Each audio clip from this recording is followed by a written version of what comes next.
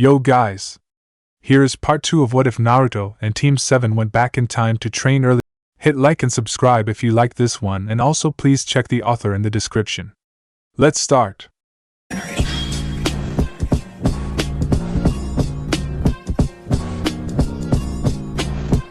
Chapter 10 Birthday Present. Naruto peeked around the corner of the weapons shop. Taschenfeld was one of the few shopkeepers that had always been kind to him.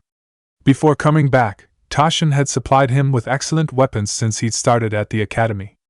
Not only were his kunai and shuriken made with good quality steel, they had been reasonably priced. Naruto-kun?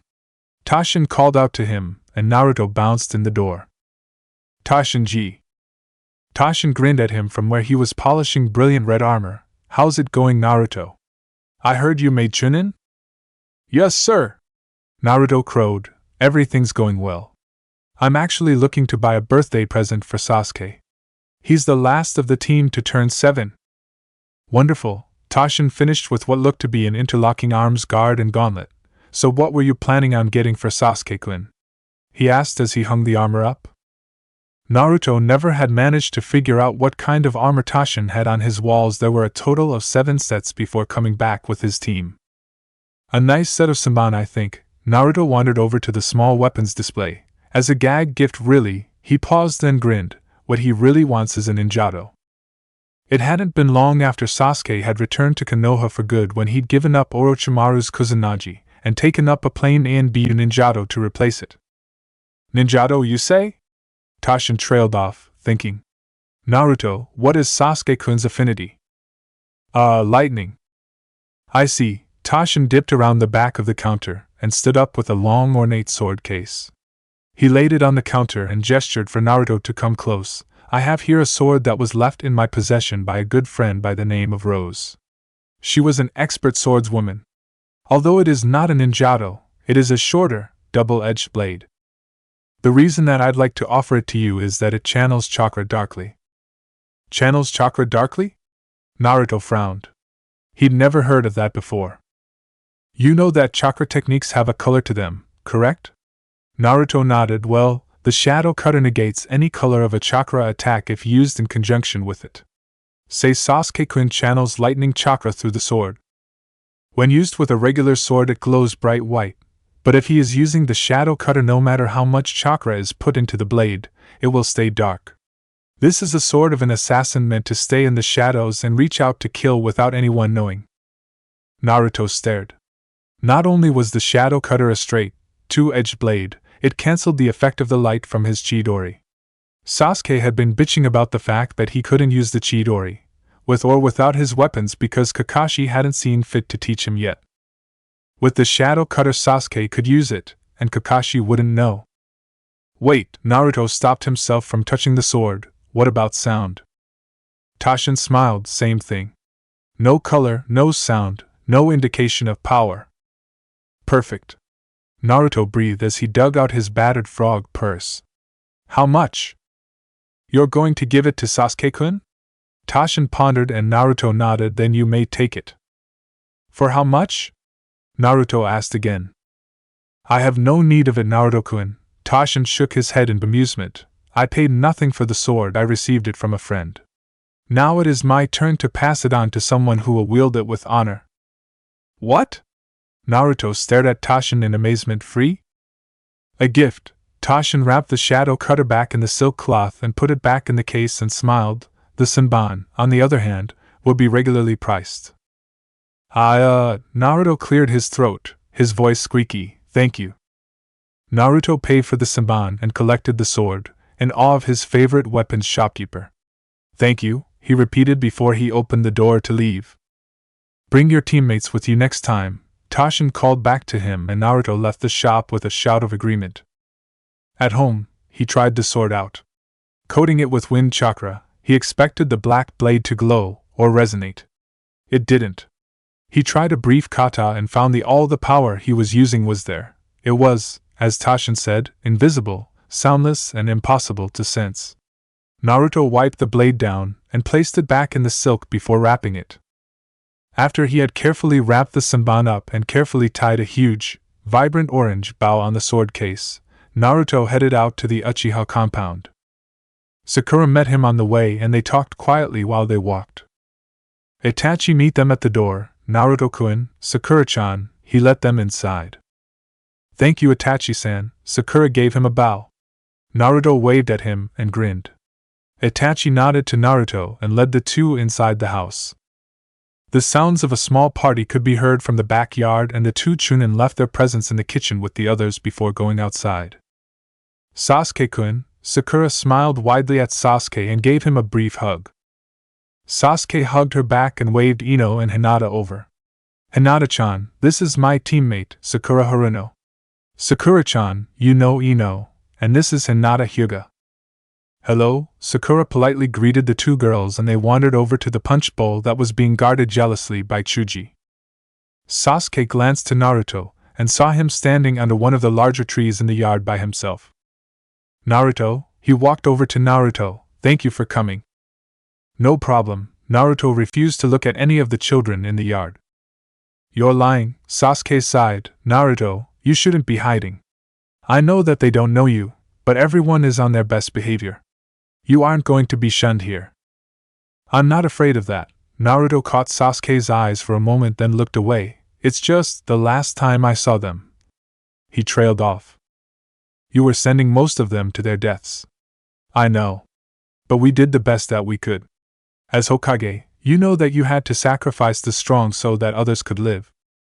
Naruto blinked back tears. I remember sending out Kiba and Hinata. Kiba was so excited and Hinata was as calm as always. I never expected them not to come home. Sasuke took Naruto into his arms. If you had sent anyone else, the mission wouldn't have been completed, and we never would have gotten the information. They were supposed to be the best, Sasuke. Why does it feel like I failed them? Sasuke didn't have anything to say to that. He also remembered the last meeting Naruto had with the Inuzuka Jounin and Hyuga heir. He knew intimately that if Naruto had sent anyone else on the mission, over 100 civilians would have died because the information that the team was sent after would have gotten away unhindered. Because it was Kiba and Hinata, they managed to kill all their opponents, and Kiba had been the one to drag Hinata's body back to Konoha before dying of chakra exhaustion and blood loss just outside the gates. Come on, Naruto, they're here now. They aren't going to die this time. You mean I'm not going to kill them this time? Naruto snarled. I know that I killed them, Sasuke, I know that. No, Sasuke pushed Naruto from him and shook him a little. You didn't kill them, Naruto. You didn't kill any of the people here. Sasuke had wondered why Naruto was so hesitant to meet his friends again even after a year and a half of being in the past. Now he knew. Naruto felt guilty. Yes, I did. Do you blame me then? Sasuke asked forcefully, for Shikamaru and Ino? No! Naruto exclaimed quietly. No, Sasuke, I wouldn't do that. I would never blame you. They made their own decisions. But you blame yourself? Sasuke lowered his voice. You can't not blame me and still blame yourself for the same thing, Naruto. Naruto bowed his head. I should have tried harder. I should have sent Sakura with Kiba and Hinata. She would have been able to help fight and then heal them. They would have made it home. Sakura had her own mission, Naruto, Sasuke sighed, you know that. The hospital was a mess by then, and Sakura was being run ragged there. I can't. Naruto stopped talking and closed his eyes. He breathed deeply for several moments, then opened his eyes and looked at Sasuke. Sasuke could see weariness and acceptance in his gaze. We'll talk about it later, Sasuke. Right now it's your 7th birthday. Yes, sir. Sasuke crossed his right arm over his chest, his fist clenched. It was a salute that Sasuke had only ever given to Naruto. Now come on, you should meet everyone. Naruto managed to keep his tongue throughout his introductions to the rest of the Rookie 9. Sasuke took pity on him after the introductions though and let him hide in a corner for the rest of the party. Itachi spent most of the time during the party hovering over Naruto. Naruto tried very hard to ignore him. Ever since Sasuke had declared Naruto to be his best friend, Itachi had taken to watching him whenever he was around. It was a little disturbing even for Naruto, and Naruto was used to disturbing. Finally the time came for Sasuke to open his presents, and the troop of children stomped through the kitchen to the living room. Sasuke sat in the seat of honor in the middle of the couch with Kiba and Sakura bracketing him. Naruto stood near the wall closest to the kitchen with Itachi, who was still hovering, while the rest of the children sat wherever there was space. Present after present was opened and Sasuke received kunai, shuriken, a weapons pouch, a bundle of exploding tags and several adventure manga. The manga were from Sakura, who knew that Sasuke had a secret love of them and refused to let anyone else know. Sasuke and Sakura laughed the manga off as a joke, but Naruto could see how much they meant to Sasuke. The only present left was from Naruto, and the ex-Hokage brought it from the kitchen with his own hands.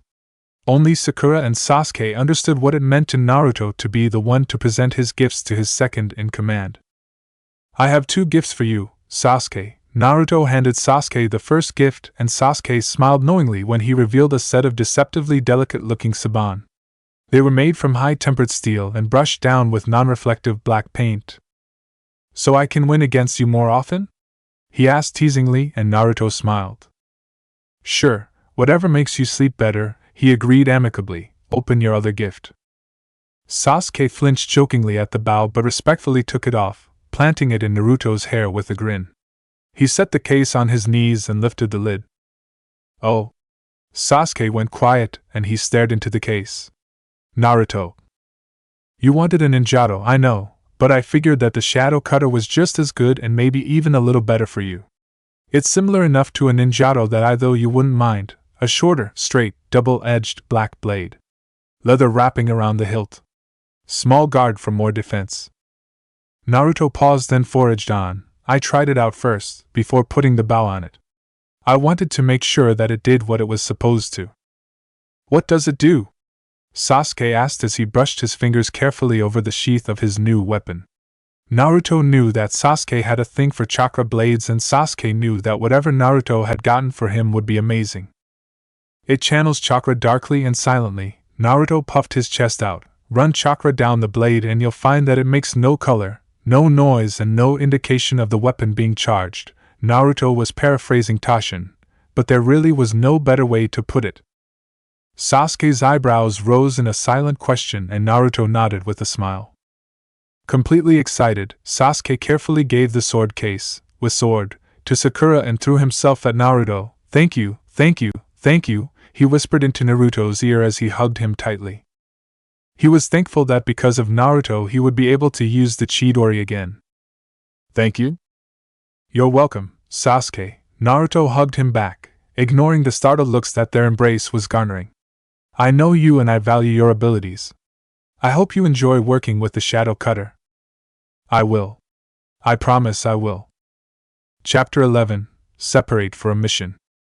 Sakura. Genma Shiranui stared at the blood-splattered, pink-headed girl in front of him. She was a little scary. "Dumb idiots, trying a genjutsu against me," she shook her head and Genma inched away from her.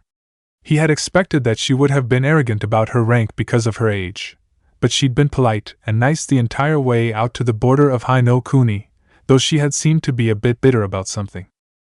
Ma'am?" Suzumi Surugaku was poking a rather gruesome-looking body at the edge of the road with the toe of his sandal. "This one is still alive." Genma wasn't surprised to hear his fellow 18-year-old Chunin call the 7-year-old ma'am. He'd been thinking something along the same lines anyway. "Good." Haruno literally skipped over to the body and flipped it over onto its back. "Oh, perfect." She grinned and Genma felt a little queasy. "I can heal this halfway and he'll still be able to talk." Genma was pretty sure that he would never want to go on a mission with this girl ever again. He couldn't imagine how she'd be in a couple of years. She leaned over and her hands glowed green and the rens in the man's flesh started to close. Genma glanced at Suzumi, and they shared a look of apprehension. "Ma'am?" Haruno wasn't in charge of the mission, but she'd taken over their group fairly quickly. It was more like either Genma nor Suzumi wanted to argue with the 7-year-old that had started to order them around like she knew what she was doing. "Yes?" she muttered at Genma. He bit his lip. "Didn't Ibiki-san want us to bring one back with us?" "He wants the information, not the body." She smirked up at him, and he nodded reluctantly. "If I get the information we won't have to drag the body back with us." Genma knew there was wisdom in her words, but he really didn't care to see her torture someone. She looked far too innocent to do something like that. Don't worry about it, Shiranui-san, she said lightly, I have experience. As she went about getting the information that Ibiki wanted from the missing Nins, Genma wondered when and how and to whom she'd tortured for experience. And he wondered if Ibiki should be near children. Ever. Her cackling laughter told Genma no. Most emphatically. Sasuke. Reidu Namishi looked between the small Uchiha on his team and the almost completely black sword that boy carried. There was blood dripping from the sword, and the body that lay just a little bit away from them looked like it had been fried by a bolt of lightning. Uchiha-san? He asked the boy. Yes, Namishi-san? The Uchiha looked up from where he was cleaning the blade of his sword. We, were supposed to take one alive. He didn't think the boy would be as bloodthirsty as he'd shown himself to be. There is still one in the trees to our left. I used a paralytic poison on him. He should still be breathing. As Uchiha said, there was one body in the trees with a saban very delicately placed in the back of the neck. Reidu had worked with Genma Shiranui before, and he's seen some very good saban work, but this was perfectly placed. Uchiha-san? Reidu looked up to see Shinobu Mibu staring at the boy. Uchiha had put his completely awesome sword, which Reidu was going to tell Hate Gecko about, away and had activated his Sharingan. Reidu had never seen a Sharingan this close before. It was mesmerizing. Don't look into my eyes, Uchiha said idly. I'm going to wake him up and get the answers Ibiki-san asked for. Reidu wondered how the boy was going to do that when his Sharingan mutated from 3 spinning tomos to a 6-point star. Uchiha poked the man between the eyes with a spark on his finger, and the man tried to sit up with a yelp. He saw the Uchiha grinning down at him, and opened his mouth. Before he could say anything, the Uchiha grabbed his face and forced their eyes to meet as he muttered something under his breath. The prisoner screamed only seconds later.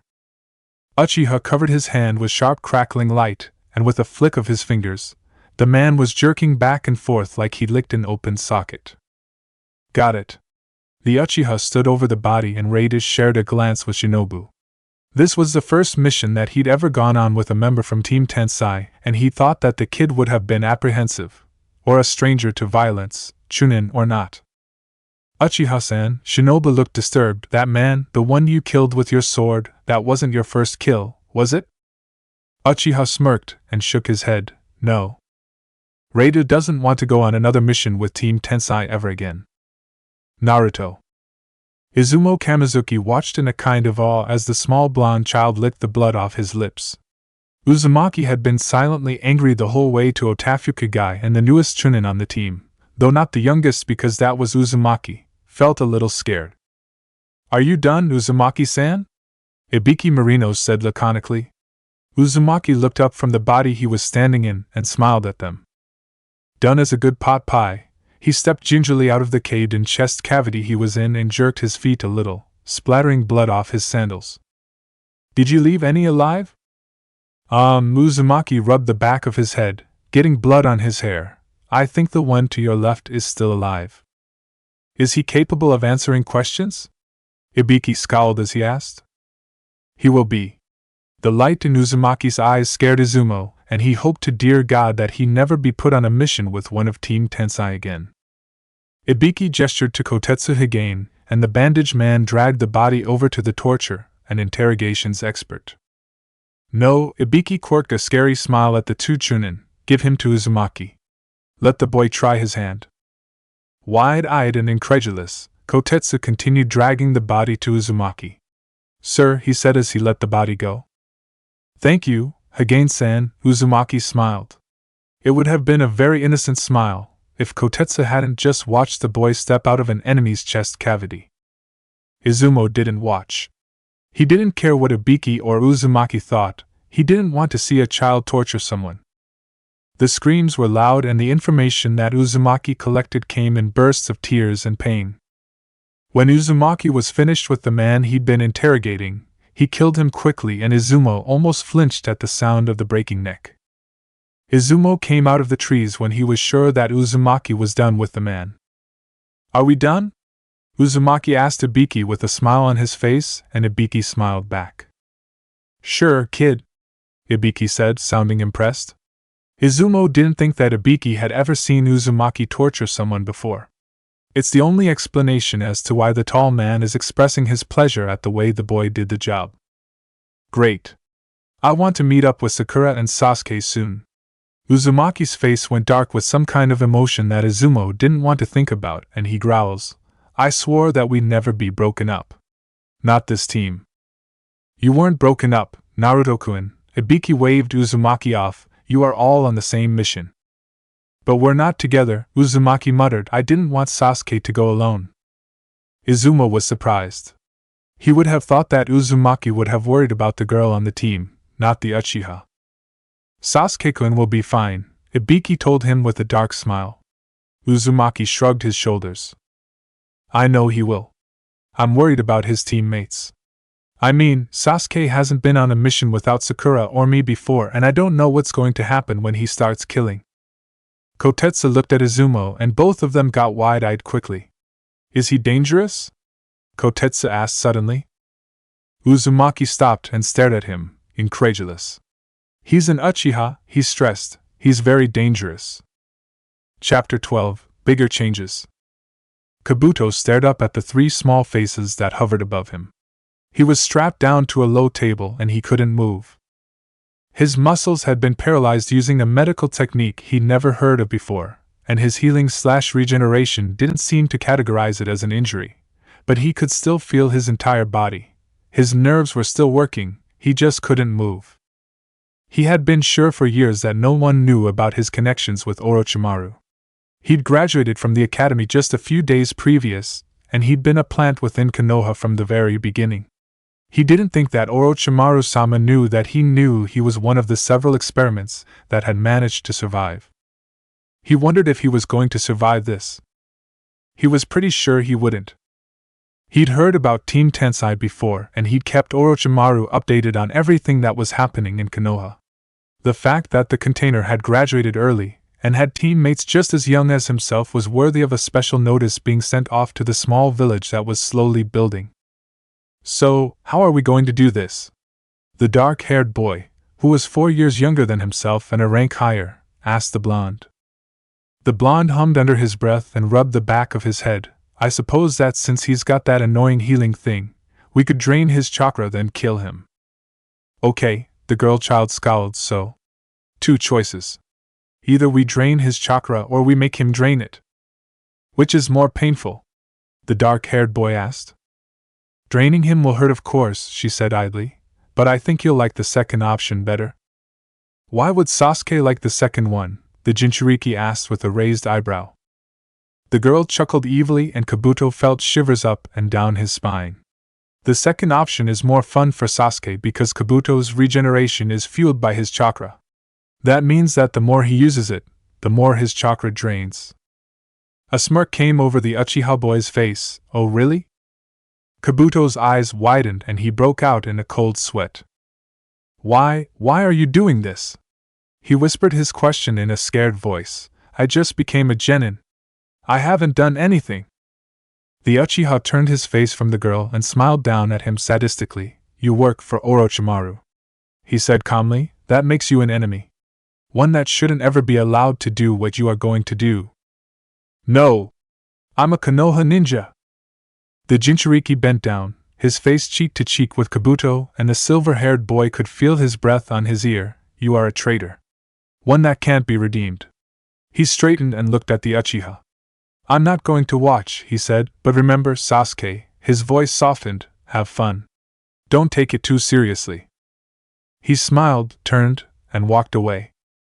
Kabuto watched Uzumaki leave and his eyes looked back to the Uchiha and Haruno. Haruno was a medic. She worked in the hospital over the weekends, and he'd seen her around when his foster father took him on rounds. He'd had no idea that she had this hidden in her. The Uchiha, on the other hand, wasn't much a surprise. All Uchihas had a sadistic side. The fact that this Uchiha was 7 though, that was the surprise. Uchiha-san?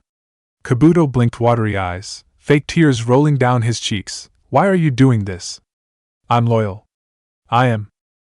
I believe you, the Uchiha said idly as he brought his hand up. Kabuto realized exactly how much this was going to hurt when he saw crackling chakra around the boy's fingers and palm. I believe that you're loyal to Orochimaru. That was Hitaki's Raikiri that the Uchiha was utilizing. The hand descended slowly. It didn't take long for Kabuto to start screaming and crying for real. He had been right about the pain though. Haruno had been around the entire time making sure he never passed out from pain or exhaustion. It hurt like a son of a gun for 26 hours. Then he felt nothing. Naruto was waiting outside in the antechamber when Sasuke and Sakura came out of the room they had managed to get Kabuto into. He silently handed them a wet rag each so they could clean their faces. When their faces were bright and their hands clean, he took one of each of the hands and led them out of the antechamber to the dining hall and sat them down. He set food in front of them and watched them eat like ravenous beasts. It had been 26.5 hours since their last meal, so it was expected for them to be hungry. Sasuke's eyes were still bright 45 minutes later as he sat back in his chair, wiping a few crumbs from his lips. "How do you feel?" Naruto asked. Although he and his team had tortured people before, it had never before been with the express purpose of pain until death. Kabuto had been special though. Even Naruto had agreed the boy couldn't be saved. They'd watched him for a year, they'd seen the medical reports in the future about the changes Orochimaru had done to Kabuto's brain. Kabuto would never have served anyone but Orochimaru. He'd been bred and trained to serve only Orochimaru and to be an emergency body, just in case. I feel. Sasuke closed his eyes and smiled. It was the most peaceful smile Naruto had ever seen on Sasuke. Wonderful. Like a weight has been lifted. He'll never harm Sasuke or you again. Or Tsunade. Sakura closed her eyes and smiled blissfully. To know that he's gone is. It's like the world had been made a better place. After having to deal with him for so long, it's a relief to know that he'll never kill or injure anyone again. You should get some sleep. Naruto stood and drew a 2-second seal in blood on the wall. A door opened up and 3 beds could be seen. I'll deal with the body. You guys are tired. Sasuke stood first and went to Naruto's side.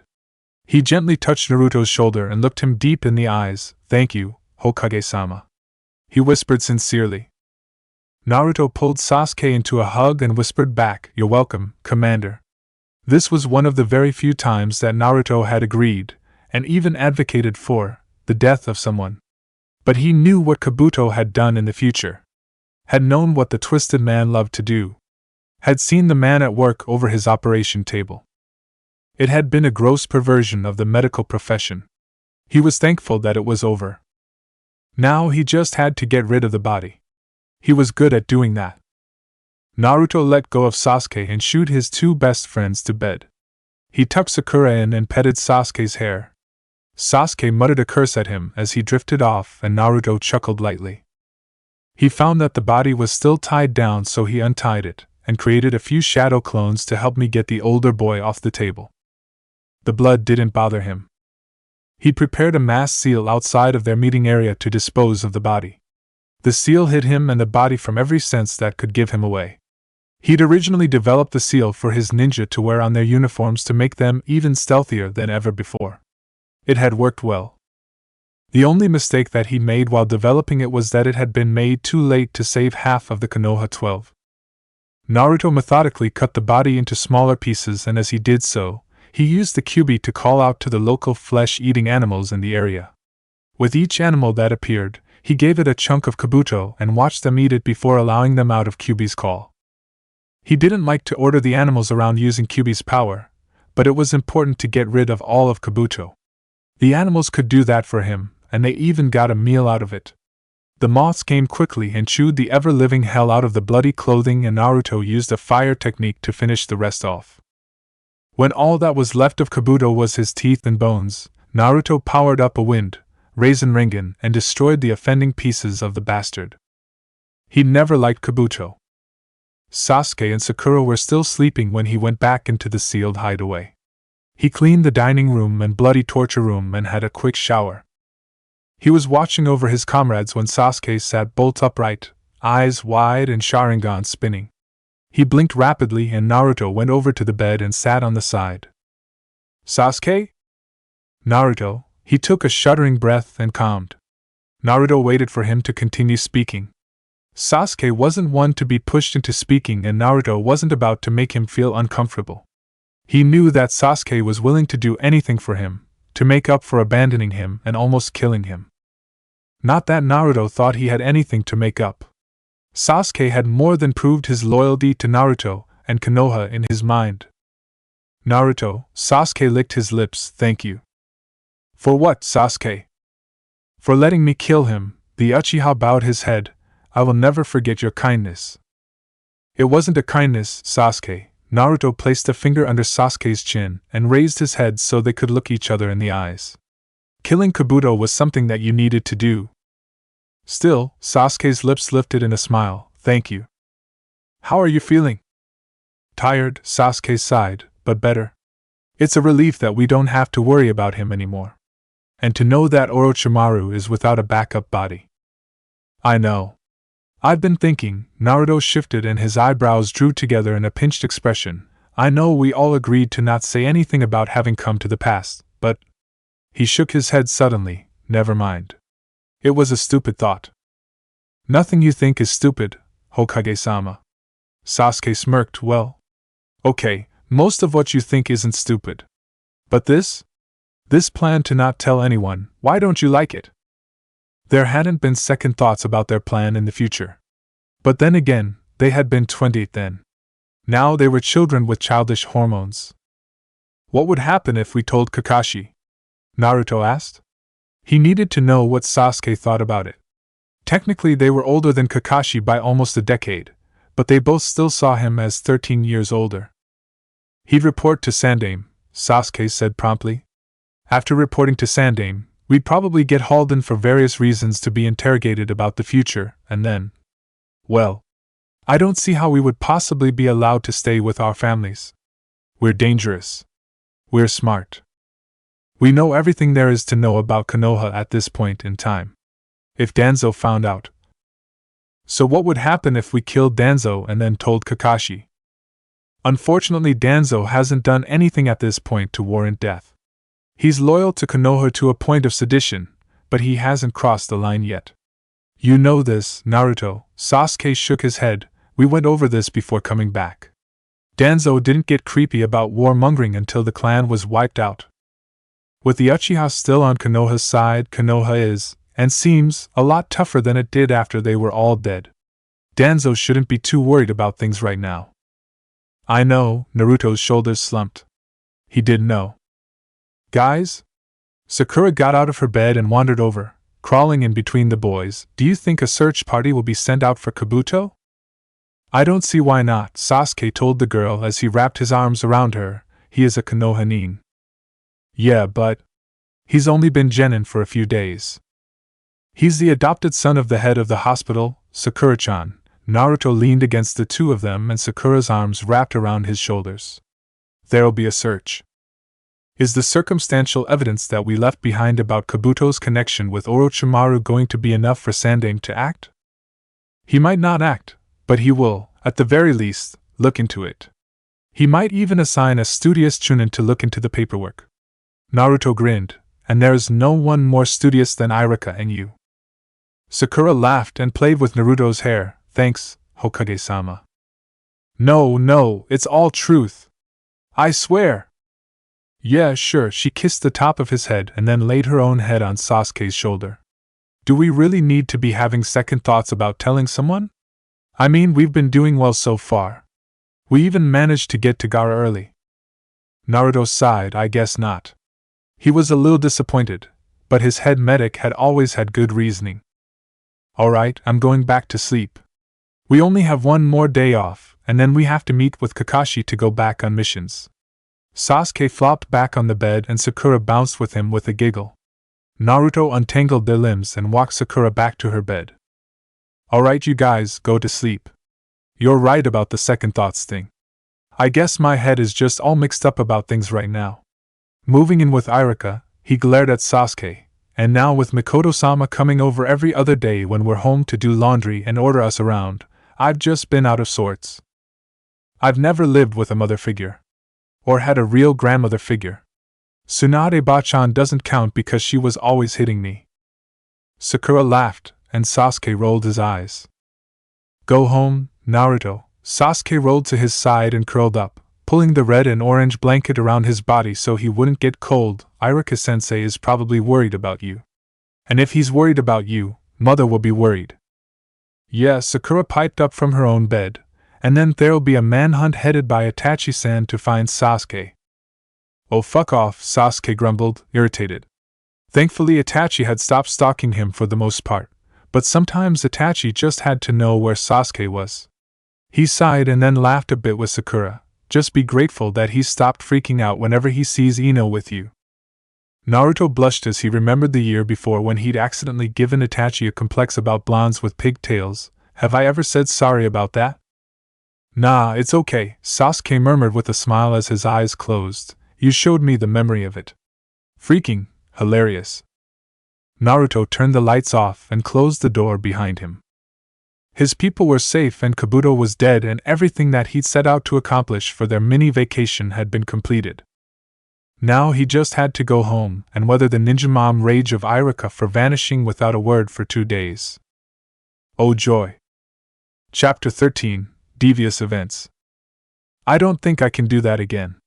The words came whispered through the darkness of the room.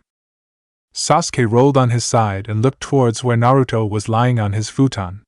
Do what? I know that you guys felt good about it, and I know that it really had to be done to get rid of him, but... Naruto's voice petered out and he sighed, his voice full of sorrow and self-loathing. I can't do that again, Sasuke. I really can't. Iruka stood outside the door to Naruto's room and channeled chakra to his ears to listen in on the boys. He could hear mumbling through the door and looked at his watch. It was late and they should have been asleep.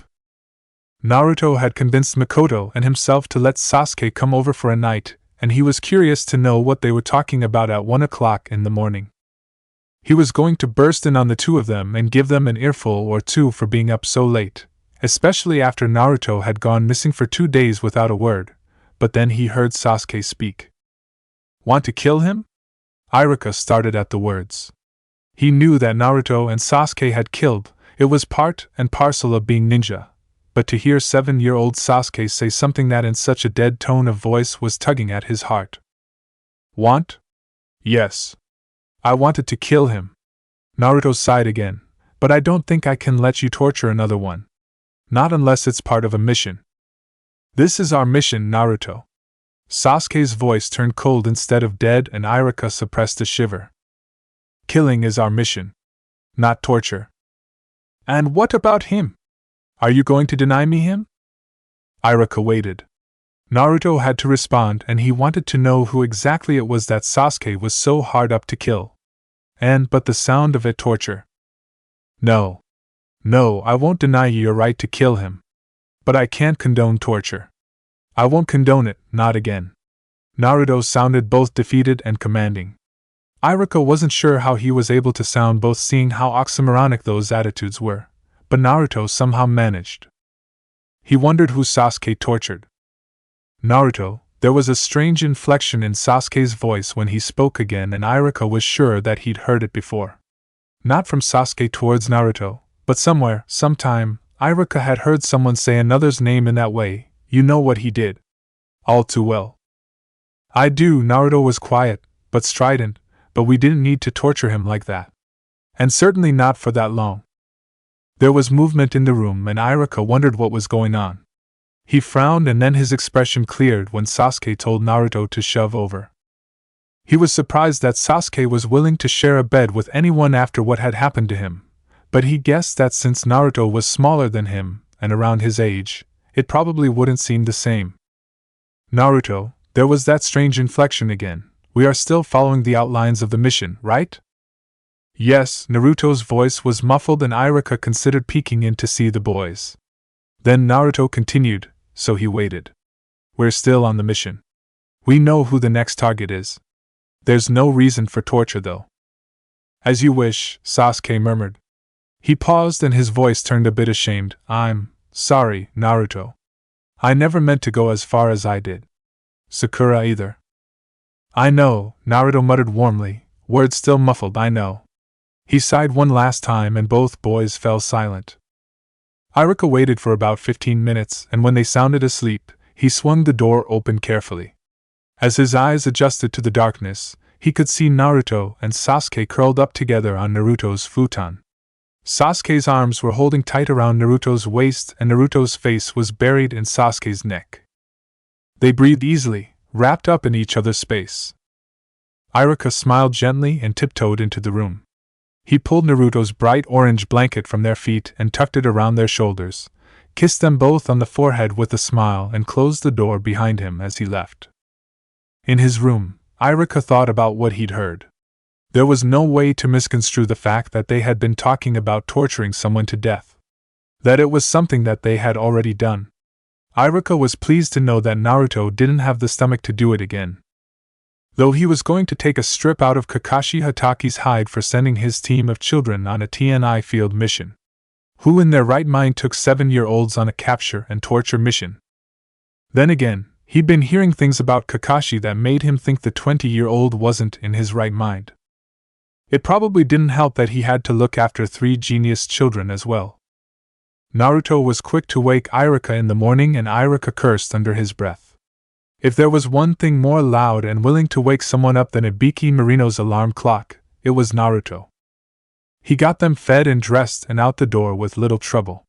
He knew that they wanted to go see Sakura and train some more, and he was glad to see them go. He had a discussion pending with Kakashi. Irika found Kakashi standing in front of the memorial stone, pervy orange book in hand, murmuring to his deceased comrades. "Kakashi-san," Irika's voice was cold and Kakashi rolled his eye towards him in question. "I'd like to speak with you." Kakashi waved his book at him. "What's up, Irika-sensei?" "The last mission that your team went on." Kakashi's eye widened and he hummed, "It really wasn't my decision to send Tensai on that mission, Irika-sensei." "Then who, exactly, nominated a team of 7-year-olds for a TNI field mission?" Irika's tone was scathing. It was always left up to the team leaders to accept or decline a mission. Even if all of Tensai were Chunin, they were still under the rules of genin teams by a majority vote of the council. It helped for getting those restrictions placed that Sasuke was on the team. The Uchiha were fanatical about protecting their own. Actually, Kakashi's eyebrow turned down and his eye squinted. "You aren't the only one questioning that. I talked to Inoichi-san and Ibiki-san about that, and they don't have any answers either. All they know is that the order was signed and stamped." "Whose name was on the papers?" "Let's find out." Kakashi idly grabbed his shoulder and flickered, dragging Irika along beside him. "Kakashi-san, Irika-sensei." Reiju Namishi looked up from the desk and Irika realized that he was once again in the TNI department HQs. He hadn't been here since his questioning by Ibiki about becoming a sensei at the academy. "Reiju-san," Kakashi's eye curved up signaling that he was smiling, "we'd like to see the orders that accepted my team on their last mission." Reiju rubbed burned scar across his cheek and nose and sniffed. The tall man had been having sinus problems since he'd gotten burnt. "RK." He muttered and went to the filing cabinets. He perused them, his finger trailing along the labels and murmured the words to himself. Irika wondered if he had a concussion. "Aha!" He slammed one of the drawers open and riffled through the papers haphazardly. Irika resisted an urge to flinch. He was very much into proper organization of papers and wondered why, exactly, there wasn't a paperwork ninja around to do the filing. He'd never before seen a department without 1 or 2 wandering around. He couldn't imagine it being very hard to do simple filing for the department. He knew Ibiki was a stickler for properly finished paperwork even if he usually didn't care how it was filed. Kakashi took the papers offered to him and looked over them.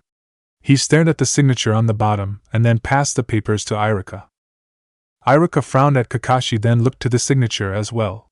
It was a Heno Heno Mahiji. "That's not my signature, Chop," Kakashi told him quietly. Irika's frown deepened and he looked up when he heard someone clearing their throat. Inoichi Yamanaka stood in the doorway and Irika felt his back straighten. He'd never actually met Inoichi in a professional sense before. At least, not on his side of the profession. Meeting the head of the Yamanaka clan about the clan children in school was a lot different than meeting the head of the TNI department. He gestured for them to follow him, and Irika trailed behind Kakashi, embarrassed. He knew that he had the clearance to be poking around Tianai, but he'd never done it before. He was the type of man to keep his nose clean. "So you're looking into the mission Team Tensai did," Inoichi mused idly. It wasn't a question, Irika didn't answer. "I see Raidu found the paperwork." "Yep," Kakashi replied lazily. "Found something interesting too." He took the papers from Irika's light grasp and handed them over to Inoichi. "That's Sig Chop at the end." Inoichi nodded, looking at the Heno Heno Mahiji. "That ain't mine." The head of T&I's pupilless eyes sharpened and he glanced up at the two teachers. "Really now?" Irika cleared his throat and Inoichi looked up at him. He blushed, but spoke. "Why wasn't this caught before? I mean, they're 7 years old."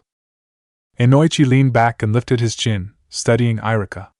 Then he smirked. "That's a very good question," he said and looked over the papers again. "Seems that it went through the proper channels. All the other signatures are there." "I didn't sign that," Kakashi said again, "and that means that some of the other signatures may be faked as well." True. Inoichi hummed and stroked his chin. "I'll look into this." "Was there anything else, Kakashi-san?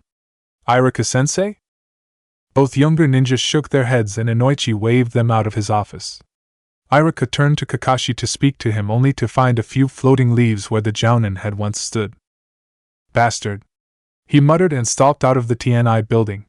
The sun was bright in his face, and he shielded his eyes with a hand. At least now he knew that Kakashi hadn't let the children go on the mission, but that means someone else had forged Kakashi Hataki's signature and managed to get 3 7-year-olds out on a dangerous B-rank mission without their Jounin-sensei, and had them torture people. Irika shivered even with the warmth of the sun on his skin, and started towards the academy.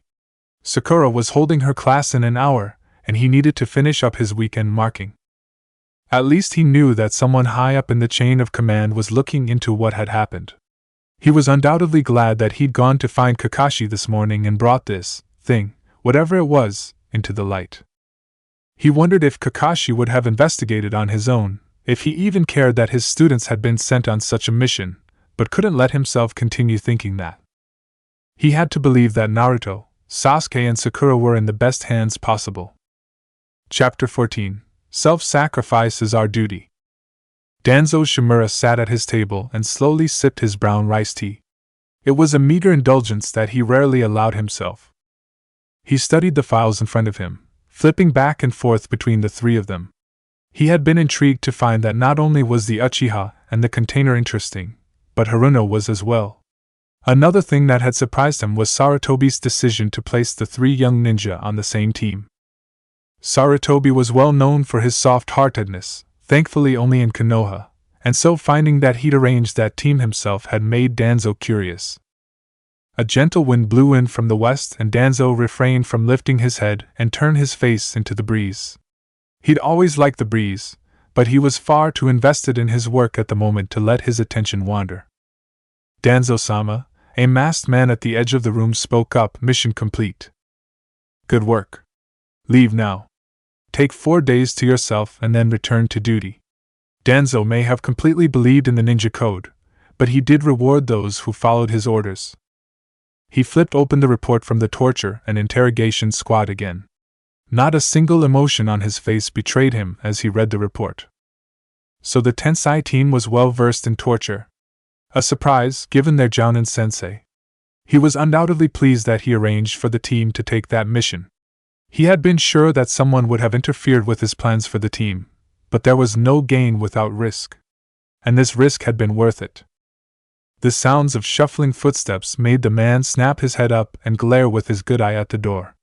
He had instructed that he not be disturbed unless he needed to be informed of a mission status. And the only mission that had been being run currently was the one that Hyo had just reported as complete. There was no knock on the door before it swung open. Danzo stared at the girl who had dared to interrupt his solitude. He didn't get the chance to reprimand her. "Danzo Shimura," she stepped into the light and her startlingly pink hair glowed in the setting sun. "You have done a very, very bad thing." "Sakura Haruno." Yes, her lips twisted up in a smirk. Congratulations on being the first person to ever fake Kakashi-sensei's chop well enough to get it past the office nin. Apparently it didn't matter if you knew. Danzo sat back in his chair. He waved a hand at the chair across the table from himself. Please have a seat. I would love to. Her smirk changed to a soft smile, and she primly sat in the chair offered to her. I would like to know why you are so very invested in the Uchihas. Danzo studied the girl sitting at his table. She was small, smaller even than his newest recruits, and though she had a smile on her face, it did not reach her eyes. She was as emotionless as he was during business. Impressive. My interest in the Uchihas is my business, he told her. She was only Chunin after all, he had no need to be wary in her presence. And the Uchihas are my business, she countered easily. A teammate of mine is Uchiha. Therefore anyone looking too closely at the Uchiha clan is my business. Her smile turned sharp at the edges, and I would like to remind you that as of this moment, you have a failure percentage of over 60. I have failed 4 missions in my life, Danzo pointed out, pleased with her coolness, but not pleased with her perceived notions of him. And that has a failure percentage of over 60. She repeated in a calm voice. Danzo realized at that moment that she was leading up to something akin to blackmail. His hand twitched under the table, but before he could create a single hand seal, a Saban pinned his hand to the underside of the table. He turned to see Sasuke Uchiha step out of the shadows. Your curse seal will not be placed on my teammates, the Uchiha said calmly. Danzo was even more impressed than he had been before. The boy had managed to sneak past him, get into his house and the room he was in, without a single flicker of the wards. Not even Hyo could manage that. There was a brush of something soft against his cheek and Danzo jerked back, twisting back to look at what had touched him. Blonde hair. Then he saw blue eyes and whisker marks. Jinchuriki. Naruto Uzumaki. Hi, the blonde grinned. Danzo-sama. He drawled out the suffix on Danzo's name. Danzo refused to frown. He would not let the child intimidate him. What a pleasure it is to meet you. Sarcasm wasn't the boy's forte. What are you doing here? Well, Uzumaki blinked innocently. Danzo thought it was a rather good cover, innocence. See now, that's what you have to figure out. Are we here to talk to you? He stepped lightly around the table to flank Haruno. Are we here to blackmail you? The Uchiha moved to flank the girl child as well, or are we here to kill you? Is that a threat? Danzo pulled his pinned hand from the table, grasped the Saban with his teeth and pulled it out. He spat it at the floor where it embedded into the floor with an almost silent thump. Oh, don't get me wrong, Uzumaki shrugged his shoulders and rubbed the back of his head. Danzo found his actions familiar, but couldn't place them. We'd love to kill you. We could do it too. The child wasn't bragging. Danzo knew that he'd heard Haruno enter his house only because she allowed him to. The other 2 of her teammates had gotten past the wards and his ninja without raising a single alarm. If they had wanted him dead, he never would have known it until he was lying on the floor, watching his life's blood pool under his body. But we don't want to kill you right now, the Uchiha sneered. For a 7-year-old boy, his sneer was impressive. Uzumaki set a hand on his shoulder, and the Uchiha visually calmed, the sneer falling off his face and an impassive look replacing it. Danzo was becoming more and more impressed with the children the longer he spent trapped in the room with them. Not that he hadn't been impressed before, but there was something about these children that grated on his nerves and made him nervous. He didn't show his nervousness though. There wasn't any reason to, and there wasn't any way in all the hells of the afterlife that he would allow them to know just exactly how on edge he was with them around. Haruno leaned forward and rested her elbows on his table, her chin in her hands. See, Danzo-san, we have several problems. And we think that you can help. His green eyes narrowed and Danzo could feel something creep up his spine. But only so much. The Uchiha clan, the Uchiha spoke then, just as an example. They had planned on rebelling against Konoha and Sarutobi. Now they are reconsidering their ways. His black eyes swirled into red and Danzo became fascinated with the 6-point star in the child's eyes. What do you have planned for that? Shaking himself out of his daze, Danzo straightened his spine and tried to stare down at the ninja younger than his own grandchildren. It didn't quite work the way he wanted it to. If they don't plan on rebelling, then they won't need to be dealt with. Uzumaki closed his eyes and turned his face away. He breathed slowly and evenly. You disappoint me, Danzo, he said softly. A massacre is not an acceptable way to deal with people. Another shiver, this one much more pronounced, ran down Danzo's spine. They knew. They knew of his eventual plans for the Uchihas. One of them was an Uchiha. That meant that the Uchiha knew that he'd planned on killing them all, using an Uchiha to do his dirty work. But perhaps he could use this to his advantage. He knew that Sasuke was loyal to Konoha over his family. That will be of great use to him. After all, if the elder brother was too focused on Sasuke, he won't be any good for Danzo to use.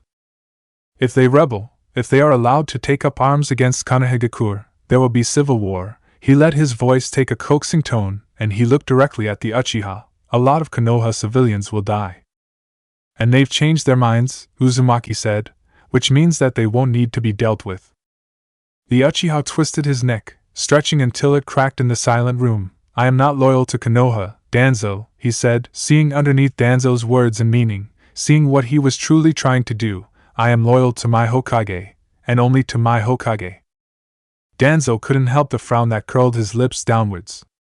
The Uchiha hadn't said who his Hokage was. And that was telling. Green eyes captured his attention and the girl child sniffed haughtily. You'll have to do better than that to suborn one of us, she smirked. Itachi-san may have listened to you at one point, but we've gotten to him as well. Give us another point to shoot down, and show you how your failure rate is climbing. She was entirely too convinced of her power over him. He couldn't allow that to happen. He wanted to boast about his dealings with Orochimaru through his little genin spy, but the moment his mind turns to Kabuto, he recalled that the boy was missing, had been for several weeks.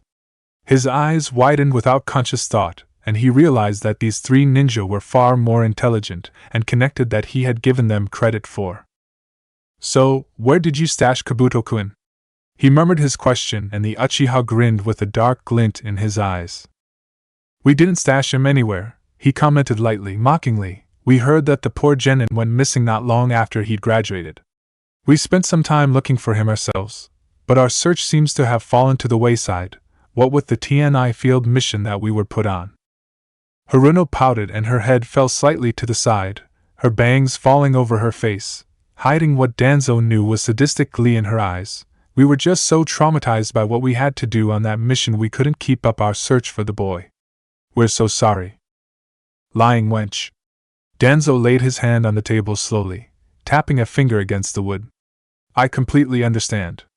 I'm sorry for the trouble that you had on the mission. We'll get over it, Uzumaki shrugged. After all, he sniffed as though fighting back tears. Danzo had to give them props for their excellent acting abilities. We're ninja now, right? His eyes glinted under the light and Danzo could almost imagine them turning from blue to red.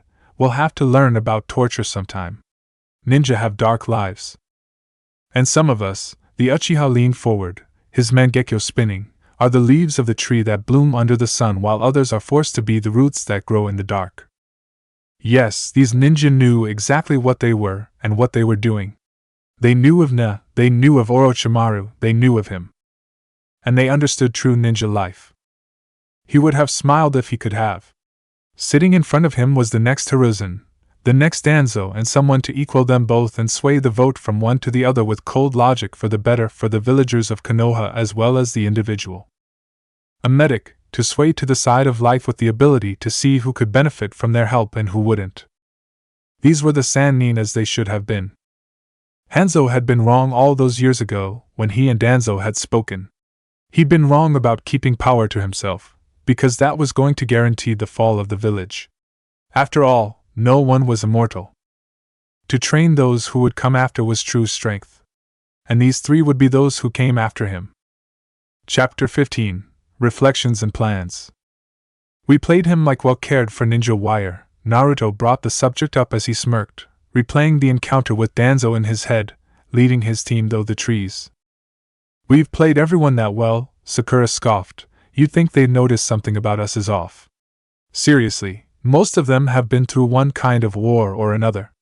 She skipped over several traps. It shouldn't be this easy.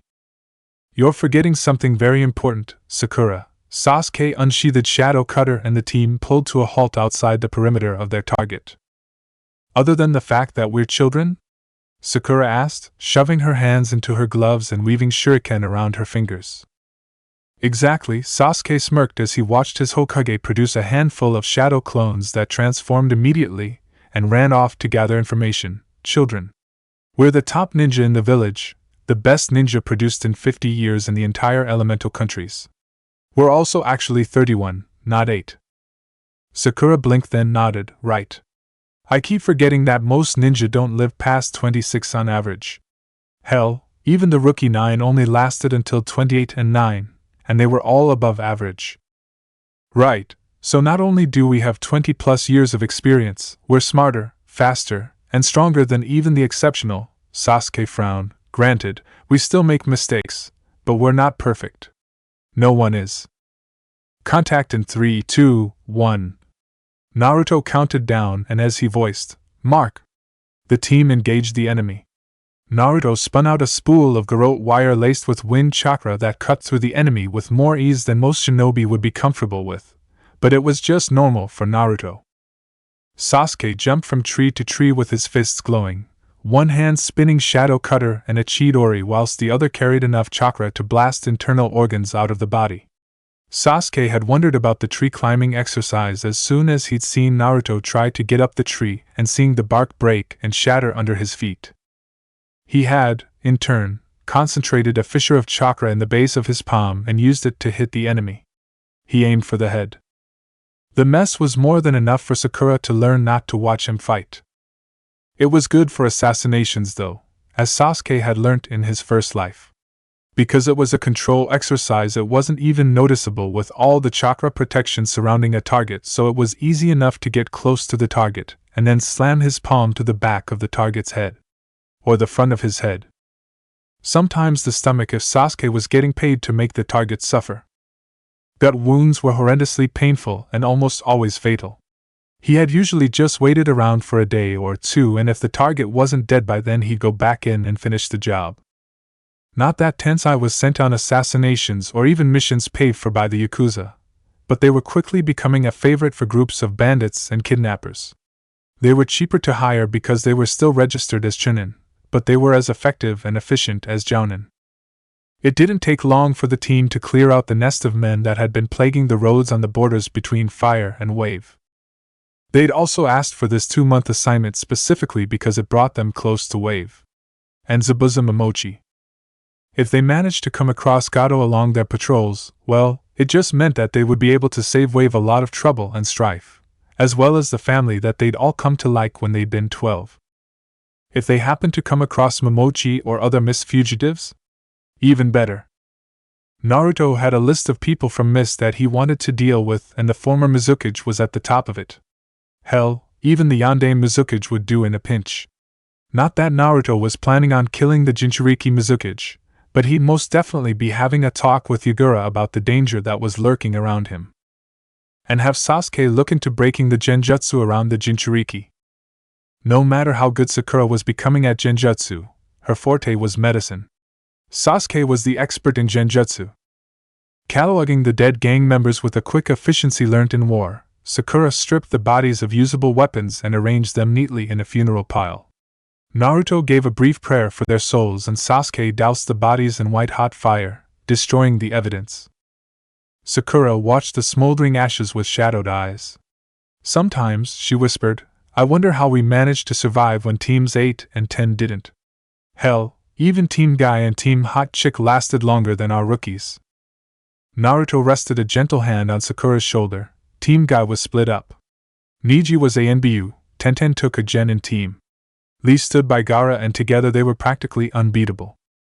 Grabbing her other shoulder, Sasuke spoke roughly, though his hand was as gentle as Naruto's. Konohamaru, Udan and Moegi only survived as long as they did because others sacrificed themselves for them. Then Sasuke laughed, his face clearing. Besides, they were an infiltration team. No one was better than Konohamaru and Udan at being female except Naruto. Joining in his laughter, Sakura smiled. True. I don't even know as much as they did about makeup or fashion.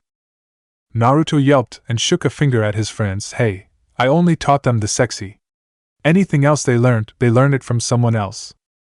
Oh, of course we believe that, Sasuke snarked, his dark eyes twinkling. It's not like you've told me that aquamarine doesn't go with Uchiha Blue. As they bickered back and forth, playing and teasing, they both relaxed as the shadows in Sakura's eyes cleared. Clearing up the rest of the gang's belongings, the team continued their light-hearted teasing as they decided what was salvageable and what wasn't. Several of Naruto's shadow clones popped by to return Sakura's shuriken and kunai that had found themselves lodged in various trees during their short assault. So Sakura sat back after sealing away her portion of the loot that they'd found in the gang's lair. Are you going to contact Konohamaru again? She asked Naruto idly. Naruto hummed under his breath. The boy is what for right now? Sakura nodded. Nah. He's still got his mom and Asuma is coming home soon from his tour of duty on the daimyo's guard. Konohamaru will be fine for a few more years. Did you ever find out what happened to Sarutobi-sama's other son? Sasuke asked, curious despite his disdain for Konohamaru. Sasuke had never been very good with sharing and he'd never been pleased with what had looked to him as Konohamaru's intrusion into his familial relationship with Naruto.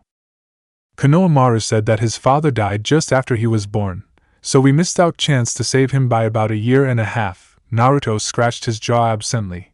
His mom doesn't date much either. Sakura arched one eyebrow. And just how would you know that? Refusing to be embarrassed, Naruto shrugged. I may not have introduced myself, but I've been keeping an eye on Konohamaru since we got back. I see, the medic grinned, hiding her smile behind a hand. Anyone else you've been keeping an eye on? She looked over to Sasuke. Or maybe you're keeping an eye on someone. Not particularly, Sasuke drawled out with a smirk in Sakura's direction, other than Itachi and Shisui, obviously. Yeah, hey, Naruto cocked his head to the side, his cheeks expanding like a chipmunk's as he held his breath for a moment. What's up with that anyway? I mean, Shisui's not a bad sort, that I can tell anyway. Sasuke didn't look at Naruto. Itachi killed him to gain his Mangekyo. Naruto frowned. Yeah? And you killed Karen because you said Orochimaru didn't count as he was first overcome by your will, and then sealed away by Itachi, never actually killed. Sasuke glared at Naruto. It is inconceivable to me how you became Hokage with how utterly dense you are. Naruto, Sasuke spoke in a forced calm, how does an Uchiha gain Mangekyo? Naruto furrowed his brow, not sure where Sasuke was going with his question, by killing a lover. Which means Itachi and Shisui. Sasuke trailed off and Naruto jumped in. We're lovers. He still sounded oblivious to the connection. Itachi is 13 right now. In 5 months he was going to kill the Uchiha with his Mangekyo. Sasuke tried again to make his commander understand how serious the situation was. Yeah. Naruto shrugged. And? How old is Shisui? Sasuke ground out bitterly. Naruto paused, then his face twisted when he remembered that Shisui had turned 19 before the team had left on their mission. I may kill the fucker, he growled, his speech patterns reverting. He's a damn paid. Sasuke nodded. Exactly. Not to be the killjoy of the Kill Shisui party going on. But did you actually think this through, Sasuke? Sakura asked, raising an eyebrow. I mean, not that I want to accuse a 13-year-old of anything like this. But Itachi knew that he needed the Mangekyo to kill the Uchiha clan, right? Yes, Sasuke looked at her with a bit of confusion in his dark eyes. He didn't know why she was poking at this topic from any side other than his. So then, Itachi knew that he'd have to have sex and kill his lover, right? Yes, he drawled. He didn't particularly like where she was going her line of thought. The boys watched her as she bit her lip and rested her chin on her fist. Have you thought that maybe Itachi was the one to seduce Shisui? Itachi is 13, Sasuke spat. Sasuke's words petered out, and he closed his eyes in mental anguish. He didn't want to admit it, but Sakura just might have been right. So, he finally asked, how do we make sure that it doesn't happen? Part 1 of the plan would be to endear your clan to the village, which for the most part happened already. Part 2 would be getting Danzo on our side and collecting all the intelligence possible from his files. Sakura smirked, again, already completed. Third part would be to make the Hokage aware of one of the more dirty options that Danzo was planning. Okay, Naruto stood and stretched, so I'll go see Sarutobi-san when we get back from this mission and give him the lowdown. Anything else we need to do? Sakura shook her head. After that it's just watching Itachi because we know that he's able and surprisingly willing, and the other Uchihas that seem able to turn on their family. Sasuke snorted and turned away, picking at the blood under his fingernails. Itachi and I are the only two that are willing to go to our Hokage instead of standing with the family. Fugaku and Jiro are at the head of the family, and the elders are still far too involved with plots, even if they have lessened. Question. Naruto idly raised his hand. What about Madara? I mean, we planned for something completely different, and now we really don't have a new plan for Madara. What with Fugaku taking the first steps to reinaugurate into the village, yeah? We could kill him, Sakura offered up, and Naruto frowned.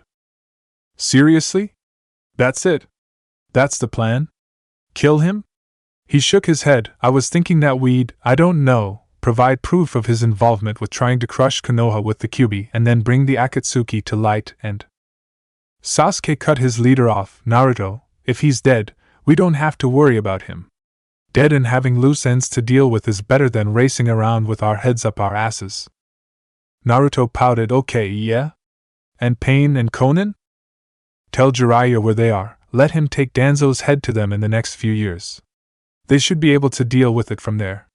Sakura piped up, cutting Sasuke off. She knew that Nagato and Konan were friends of Naruto, and knew that he didn't want to kill them. Sasori? Naruto raised an eyebrow and looked at Sasuke pointedly. Sasuke took a deep breath.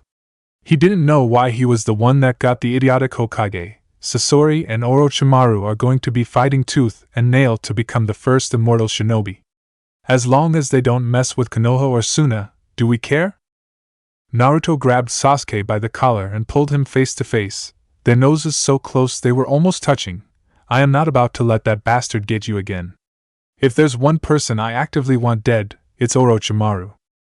He took you from this team, he took Sarutobi-san, he almost took Bachan, and then he fucking resurrected from the dead through Kabuto. I don't want him on this plane of existence ever again. Naruto let Sasuke go and reached out to straighten his top commander's shirt. I'm just glad that we already got rid of Kabuto. Naruto sighed and bit his lip. I don't want to see him ever use the impure resurrection jutsu again. Fighting Madara was more than enough. Dying to the impure resurrected Rikudo Sennin was too much. Sakura stood up and wrapped Naruto in her arms. You didn't die. It was close enough to make the Kyuubi give up the time travel hand seals. Naruto muttered into her shoulder. He didn't want to die either, and with the Sennin holding me down for the extraction, he knew that if he was separated from me, both of us would die. It's impossible to circumvent a seal of the Shinigami. Sakura brushed her hand over Naruto's hair and murmured to him, telling him about how glad she was that they had been able to get him away from the Sennin before he'd been able to use the Kyuubi-given jutsu, about how glad she was that they had been able to come with him into the past.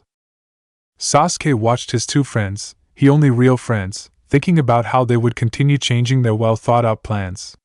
He supposed that it had been stupid to think that they would be able to stick to their original plan once they started. Everyone knew that plans only lasted for the first 2 or 3 exchanges in an engagement, so it wasn't a surprise to find that they had to rethink how they were going to handle the rest of their childhood. The zombie twins will just leave the Akatsuki as the leader is dead, right? Kakazu is only in it for the money, and his life because Madara threatened him, and Haiden is only in it to get easier access to people to kill. If Madara is dead, they leave. Same with Kisame, I would think, Sasuke mused out loud. What about the guy that Kakashi-sensei sucked up with his Mangekyo? Sakura asked, letting her Hokage go and looking over to Sasuke. Naruto grinned with a hint of fang, drawing Sakura's attention back to him. Deidara was pushed into joining after Itachi joined. So, he drawled out, his eyes sparkling, if we just happen to make a stop out by IWA in the next year or so and get a hold of him before Madara can send someone else, who's to say that he won't join up with Konoha? After all, he did steal forbidden jutsu from IWA. I'm sure that the council would welcome a nuke Nin from IWA into the TNI department for a debriefing and then let him join a team. He's gonna hate IWA as much as the rest of Konoha soon enough. We can cross that bridge when we get to it, Sasuke commented, stretching out and heading to a tree. The bodies were ash and dust in the wind, and their objective had been met. They'd spent more time than they should have in one place, talking about things that they shouldn't have been talking about, with fully securing the area with Naruto's seals. It was time to move on. Their 2 months was almost up anyway. Naruto was still lamenting that he hadn't gotten around to visiting the Mizukage or finding Momochi and Haku. He'd really wanted to see how he would stand up to the man now that he was a real shinobi, now that he had experience, and a blood trail of over 20 years behind him. As they ran through the trees back to the base they were stationed, Sakura frowned and with a sudden flash of gut instinct stopped, crouching low to the trunk of the tree she was on. The boys noticed immediately that she was no longer following and did an about-face, jumping down beside her. "What do you sense?" Sasuke hissed. Sakura wasn't as good as Karen had been at chakra sensing, but she was better than either of the boys. "Miss Nin," she murmured quietly. Naruto brightened considerably, and then his hopes were dashed when she continued, "Unknown, 4 signatures. Damn. Not Momochi or Haku." "No." She shook her head. "Maybe hunters?" Naruto queried, and she shook her head again. 2 Chunin-level chakra signatures and 2 Jounin. "Fight or flight?"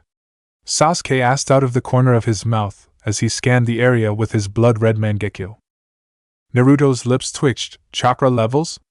he asked of his team, and Sakura shrugged, indicating that she was ready and waiting. Sasuke grimaced and Naruto shook his head. "If Sasuke isn't good to go, I don't want us engaging more enemy."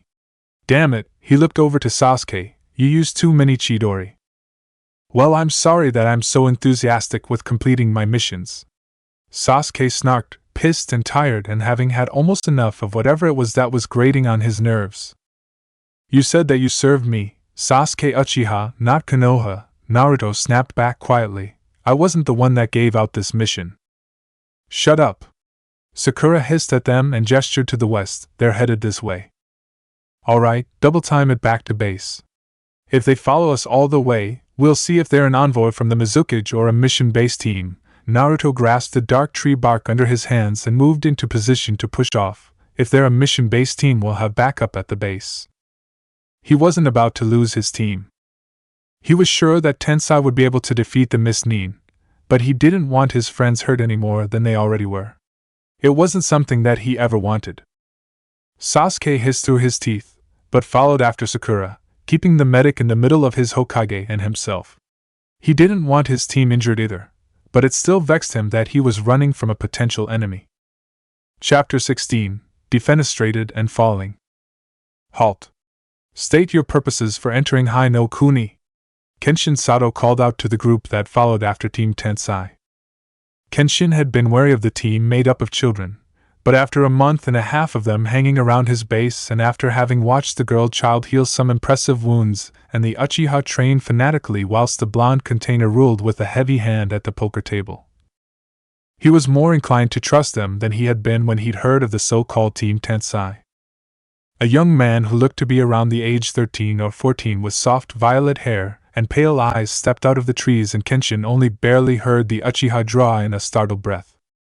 Team Tensai may have been Chunin, but they were also still children with hormones that they weren't familiar with that wreaked havoc on their ability to stay calm and in control of themselves. They'd never gone over the edge in his sight, but he kept a close eye on them just in case one of them happened to break at a critical moment. "Mangetsu Hozuki, Chunin of Kirigakure. We are combing the area for Zabuza Momochi, Nuke Nin of Kirigakure." Hozuki bowed his head to Kenshin in acknowledgement. Kenshin jumped down from the wall and stood in front of wall. "Kenshin Sato. I've been patrolling this area for 6 months. He raised an eyebrow at Hozuki. "I haven't seen any signs of Momochi around here." Hozuki was controlled enough that he didn't show his derision of Kenshin's statement in his face, but his body language needed some work before it would fool a jounin as good as Kenshin. "You wouldn't have. He isn't called the Demon of the Mist without reason." "And I'm not a jounin without reason." Kenshin cocked his head to the side and smirked lightly at Hozuki. "How long did you want access to this area of Hai no Kuni, Hozuki-san?" "No more than a week," Hozuki stated, seemingly calm. It was hard to be calm in the face of a potential enemy's base with more than twice the nin your own team had. Kenshin knew that from personal experience. Kenshin inwardly scoffed at the boy. A week in a forest and a single Konoha Jounin or even Chunin could search it up one side and down the other at least twice. Hell, even a child Chunin would be able to search this area in 2 days. Huh. That was an idea. Please, allow me to give you additional aid in your hunt, Kenshin smirked darkly. I would like to attach a 3-man team to help you scour the area and guide you.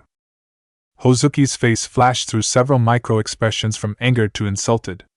He'd have to work on that if the boy planned on advancing to Jounin. Finally his face seemed to settle on one expression, and he nodded briefly. Thank you for your willingness to help, but our team will be fine. It wasn't an offer, Kenshin stated mildly. As mildly as a Jounin giving an order, that is. Hozuki flushed and Kenshin let his inside voice laugh at the boy. Even his child Chunin had better control than this Mist Nin. It was kind of hilarious that this boy was on the Mist team that was hunting the demon of the mist. A tall red-haired woman slipped out of the forest and Kenshin knew that she was the one that was in charge of the mission. Mei Terumi, she introduced herself with a smile that tilted her lips up. Thank you for your offer, Sato-san. We appreciate the help you are willing to give us. Her voice was soft and comfortable, though at the same time hard and unyielding. This was a woman who would go far, if she lived long enough. Tensai!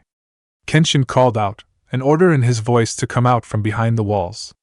He knew that they'd just gotten back from their mission only minutes before the Mist team had shown up, but they were the ones that he wanted going with this team. 2 Jounin, 2 Chunin and Tensai.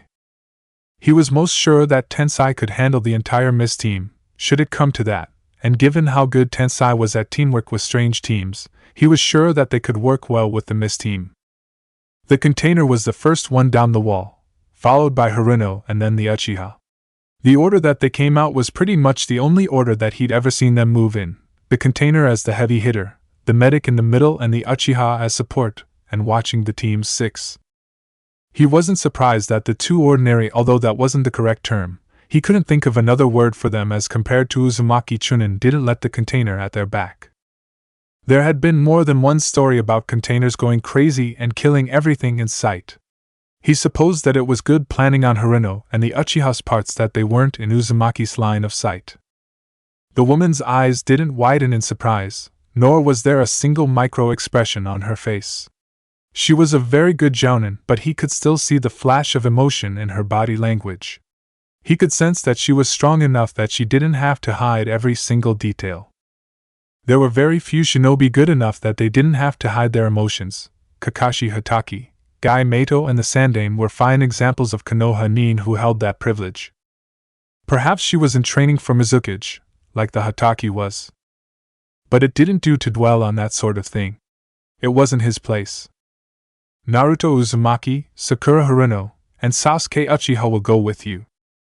Hozuki sneered. Blatantly. Kenshin had to wonder what he was doing on a hunt.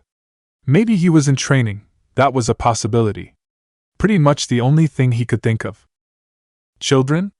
He asked with disdain. Chunin, the Uchiha drawled out, looking him up and down, an unimpressed expression on his usually blank face. A few years ago, the Suna exam.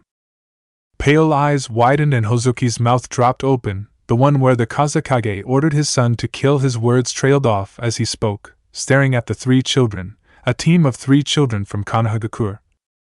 The Haruno smiled brightly at the teenager. Yep, that's the one. Exchanging looks with the leader of the Mist team, Kenshin shrugged absently. They know this part of the woods like the back of their hands. Hey look! Uzumaki raised his hand up suddenly. I found a freckle on the back of my hand that I didn't know I had. Kenshin sighed. It didn't seem to matter how long Uzumaki had been around, Kenshin still continuously forgot how good his hearing was and how he liked to play to the crowd. Apparently it didn't matter whether the crowd was comprised of comrades or tentative allies. Okay, go on, get, Kenshin waved to Remi, Hozuki, and Tensai off in an indolent manner. Uzumaki waved back whilst the rest of the shinobi just vanished into the trees. It was 4 hours later when Kenshin heard screaming and cursing and felt a wave of released chakra and killing intent. It seemed like everything had suddenly gone to hell as he raced across the parapets. weaving kunai through his fingers on one hand and the other hand forming a half seal. Blood splattered across his face as he turned the corner at a sprint, and he forged through it, refusing to flinch as he saw the crushed torso of his long-term shinobi partner. He wrenched his gaze from the morbid scene and focused on the retreating two teams, the Mist team and Tensai. It was startling that they'd retreated all the way to the base, but understandable when it was the most defensible place. Senbon littered the ground and a small figure flickered from spot to spot, never staying in one place for more than a second.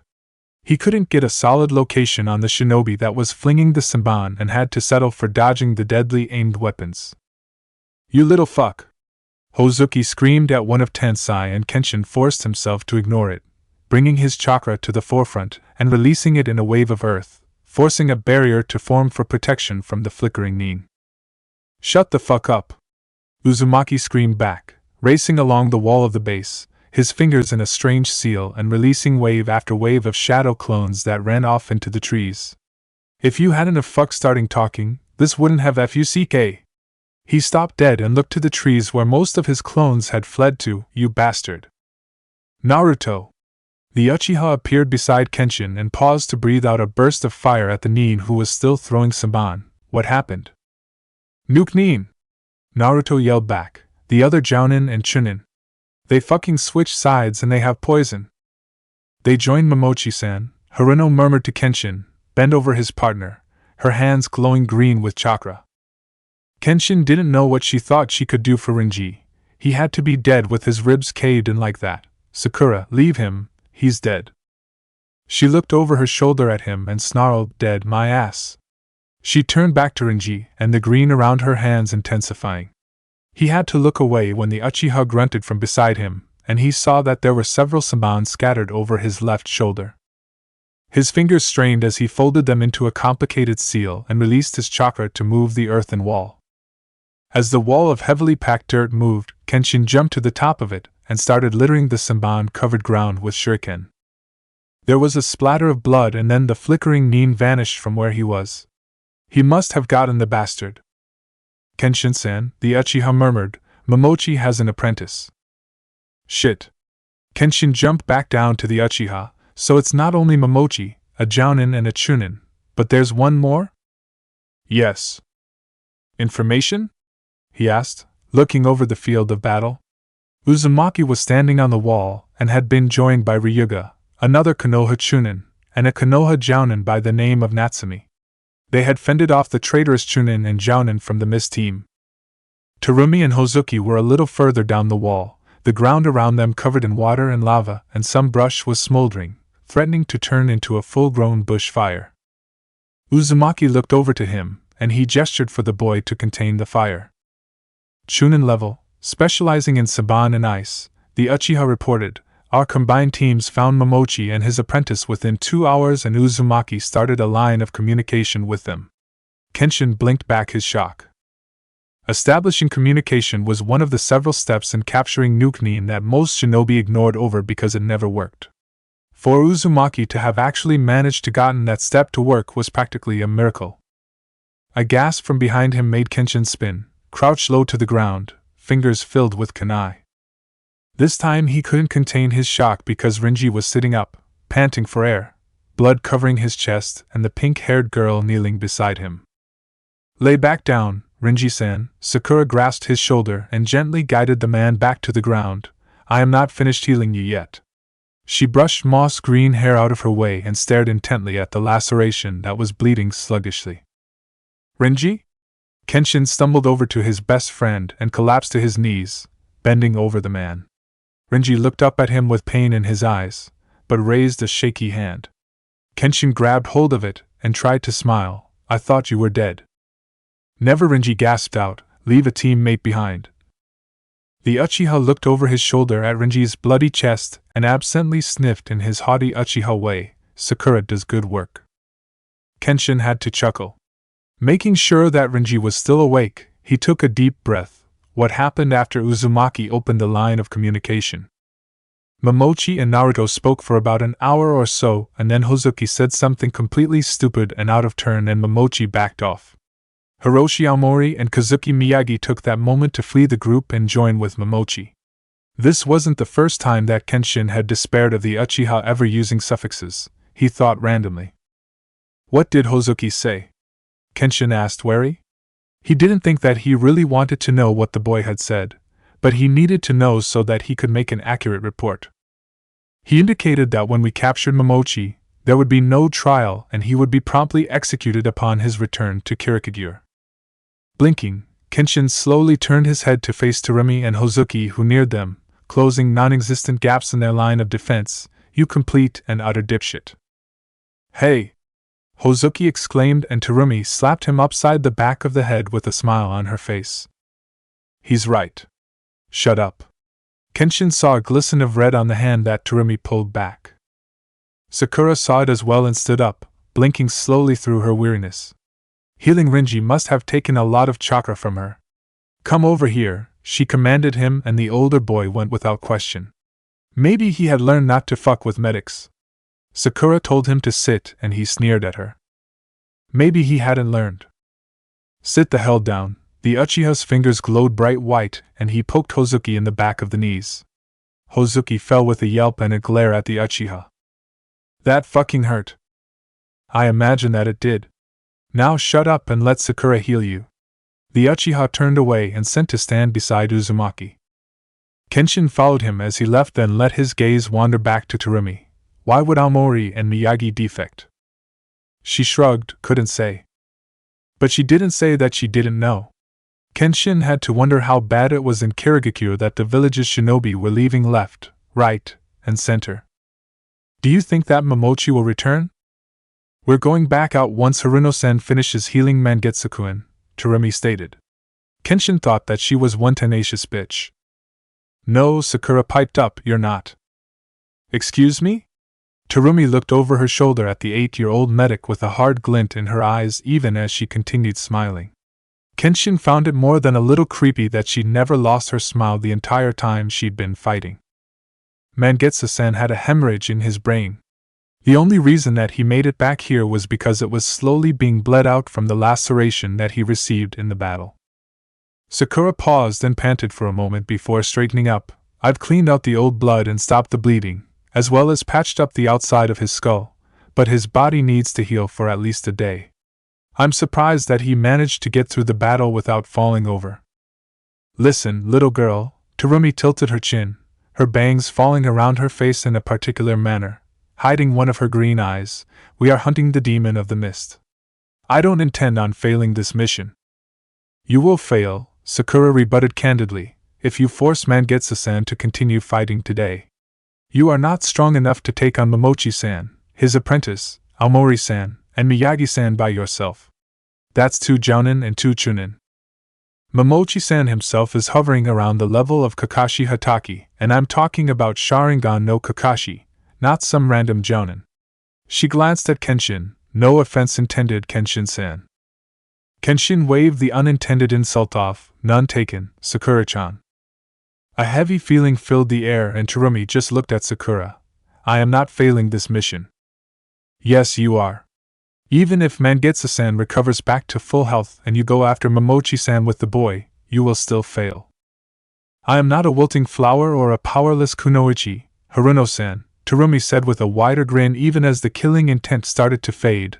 I am a powerhouse of a shinobi and I can take Momochi on. I don't care, Sakura shrugged. I don't care how strong you are or how strong you think you are, she reiterated. Momochi-san would tire you out.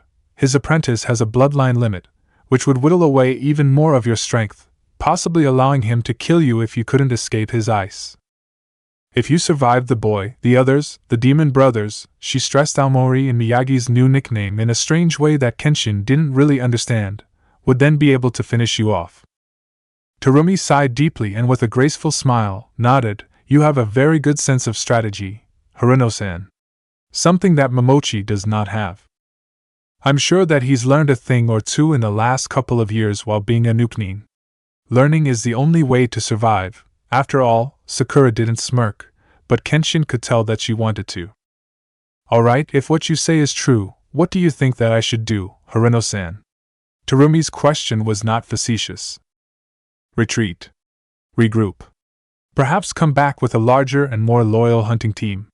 She looked over to where Hozuki was laying on the ground, breathing deep enough to indicate unconsciousness. A team with a child on it, no matter his interest in the swords of the seven swordsmen, is not a team that I, or Naruto, would bet on. Considering Uzumaki's luck at gambling, that was saying something. Kenshin didn't even want to know how Sakura knew some of Hozuki's personal goals. He didn't doubt that she knew what she was talking about when she said that the boy had a hard-on for the swords of the seven swordsmen. Uzumaki trotted up to Kenshin and tugged lightly on his forest green vest, pointing towards the forest. Clones are being destroyed by the demon brothers to the west of here. Also, his arms swung clockwise towards north. To the north is the apprentice. I think his name is Haku, but they didn't get close enough to make a confirmation of the apprentice's name. We'll call him that, Kenshin muttered, easier than saying the apprentice all the time. We'll only need to talk about him until he's dead, Terumi smiled in a grim way, and then we won't need to talk about him again. Kenshin smiled back with the same grimness. She wasn't lying, and he had no plans of letting Momochi or Haku get away alive. There was a near silent poof of air, and the Uchiha flickered in next to him. Where were you? He asked the brunette boy, and the Uchiha's eyes darkened. Checking out the west point, Naruto said that Haku was there. What did you find? He didn't question the Uchiha on how he knew the apprentice's name. Obviously one of Uzumaki's clones told him what they'd found out. He wondered if any of Tensai was ready to kill someone near their own age while knowing their name. He couldn't think with all the suddenness of the attack if Tensai had killed people who they could, possibly, relate to. He could only hope that they didn't relate to the boy out there in the forest with Momochi. Haku was dangerous, both with his Senban and having a bloodline limit. He didn't want Tensai to hesitate and get injured. Not only would it make him feel guilty, but Sharingan no Kakashi would kill him. An explosion from the north startled all of them, though none of them showed it. Terumi and the Uchiha headed immediately towards the origin of the blast while Kenshin followed Uzumaki westward. Sakura stayed behind, raising a wall around her two patients and herself. Haku, who was probably younger than Hozuki was, stood at the edge of the tree line, a small white and red mask over his face. He wore a set of armor that had been cobbled together from defeated enemies.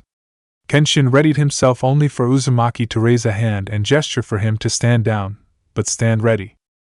Throwing a curious look over to the eldest of Tensai, Kenshin wondered what other miracle the boy could work, and did, as he had commanded. The fact that he'd followed a subordinate's command hit him like a ton of bricks a moment later, but he didn't dare interrupt as Uzumaki had already started talking. Haku-kun, Uzumaki stepped quietly through the underbrush to stand somewhere in the middle between Kenshin and the other boy as he spoke slowly. You know that even with your new partners, Momochi-san won't win. If you surrender and return to Kirigakure with the team sent to find you, there would be leniency given to you. You are not the one they are hunting. Haku didn't speak, but Kenshin could see his body shudder. Haku was afraid, and he didn't have the experience to hide it from either Konoha nin he was facing. Uzumaki moved to step closer to Haku, and Kenshin cursed the kid out in his head. You never got close to an unstable nuke. It just wasn't done.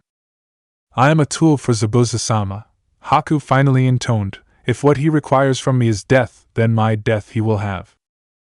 Haku, people are not tools. Not even people with bloodline limits. I have a teammate, actually, who has a bloodline limit. He's treated almost like royalty in Konoha. Apparently Uzumaki was well versed in intervillage politics to know that Miss Nin were not kind to bloodline clans.